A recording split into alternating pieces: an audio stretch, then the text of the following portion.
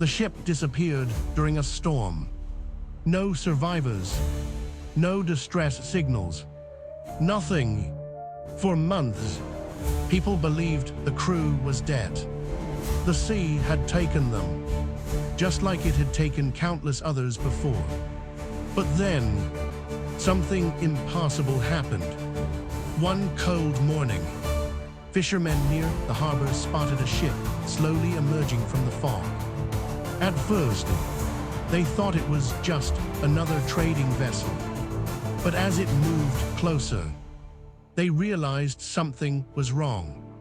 The sails were torn, the wood was damaged, and the ship moved silently across the water, without a single person visible on deck. No voices, no movement, only silence.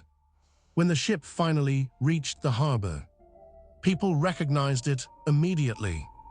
It was the Aurora, the same ship that had vanished months earlier during the storm. The same ship everyone believed was lost forever. Word spread quickly. Within minutes, the docks were crowded with people watching from a distance. No one wanted to board it. Something about the ship felt wrong. The air around it felt cold, heavy, like the storm had followed it home. Eventually, a small group of sailors climbed aboard. What they found inside made no sense. The cargo was untouched. Food still sat on the tables below deck. Lanterns remained hanging where the crew had left them. Beds were still neatly arranged. There were no signs of a struggle. No blood. No bodies. Nothing. It looked as if the crew had simply vanished into thin air. But there was one detail that terrified everyone. Across the wet wooden floor, there were footprints, bare human footprints, covered in seawater. They began near the center of the deck and continued toward the lower levels of the ship. The sailors followed them carefully.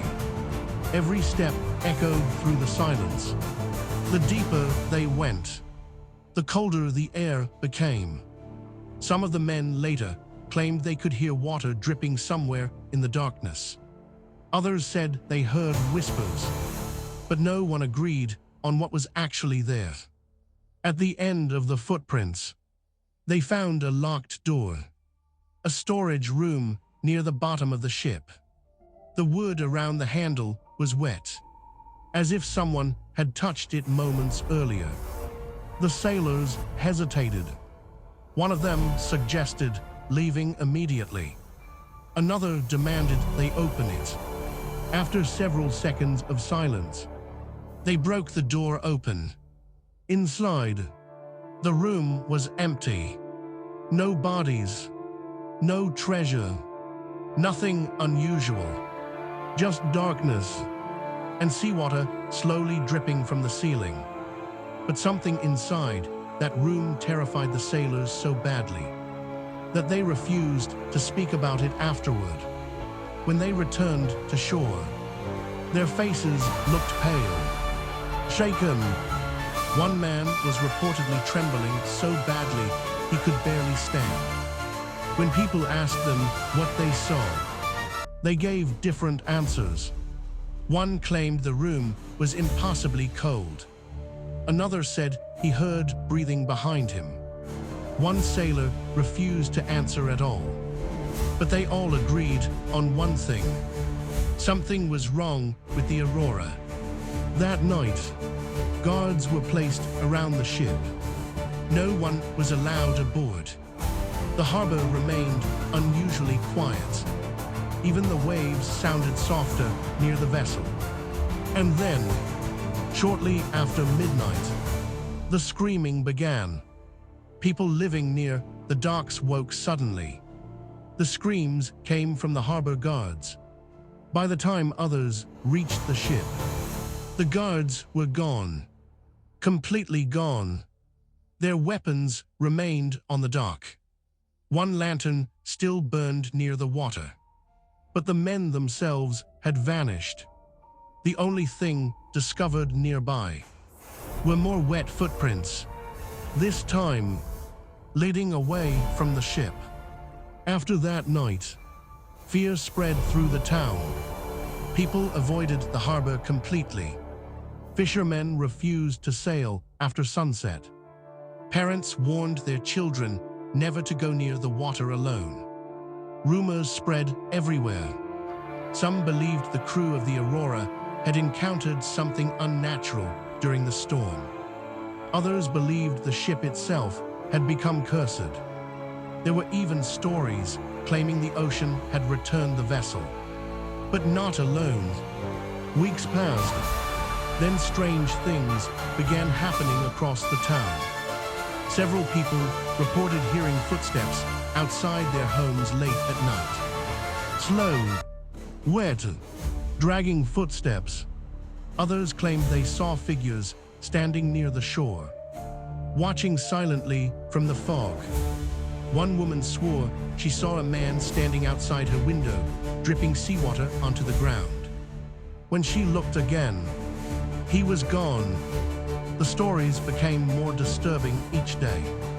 And still, the Aurora remained at the harbor, silent, waiting. Eventually, the local authorities decided to inspect the ship one final time. A larger group boarded the vessel during daylight, this time armed, prepared.